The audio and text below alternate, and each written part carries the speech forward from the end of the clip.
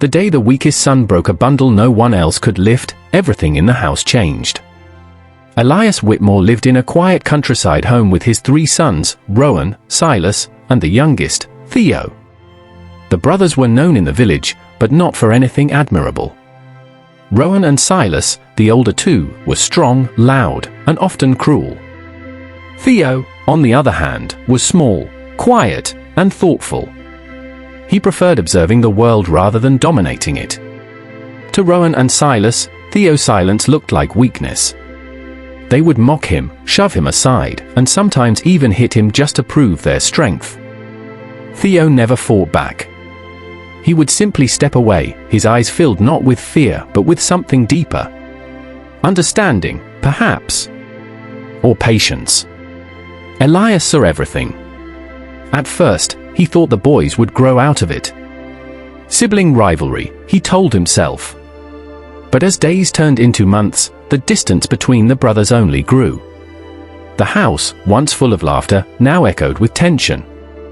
One evening, after witnessing Rowan push Theo to the ground over something trivial, Elias decided it was time. The next morning, he called all 3 sons into the yard.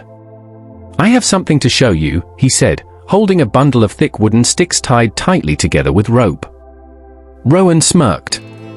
"What's that supposed to be?" "A lesson," Elias replied calmly. He handed the bundle to Rowan first. "Break it." Rowan laughed confidently and tried. He pressed the bundle against his knee, twisted it, strained, but nothing happened. The sticks didn't budge. Silas stepped forward. "Let me try." He was stronger than Rowan and even more determined. He used all his force, his face turning red, but the bundle remained intact. Finally, Elias turned to Theo. "Your turn." Rowan and Silas burst out laughing. "Him? He can barely lift it." But Theo stepped forward quietly.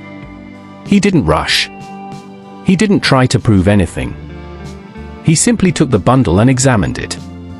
Then, instead of trying to break it as it was, Theo gently untied the rope. The sticks fell apart into separate pieces. One by one, he snapped each stick easily. The laughter faded. Elias nodded slowly. Strength is not always in force. Sometimes, it is in understanding. Rowan and Silas exchanged uneasy glances. Elias continued, his voice firm now. Together, those sticks were unbreakable. Alone, they were nothing. Just like you 3. Silence filled the yard. "You think strength means overpowering each other," Elias said, looking directly at Rowan and Silas. "But real strength is standing together. Protecting each other. Because one day, the world will test you, and it won't be gentle." Theo remained quiet, holding the broken sticks in his hands. Rowan finally spoke, his voice lower than usual. "We were just playing." "No," Elias interrupted. "You were dividing." That word hung heavy in the air. For the first time, Rowan looked at Theo, not as someone weaker, but as someone he had misunderstood.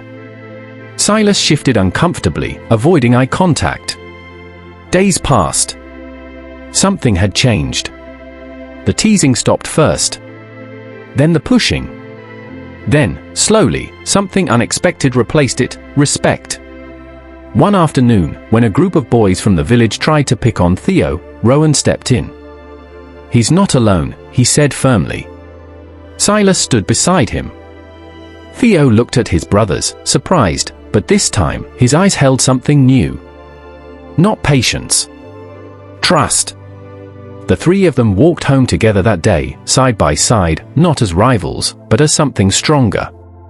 As brothers. Elias watched from a distance, a quiet smile forming on his face. He hadn't just taught them a lesson.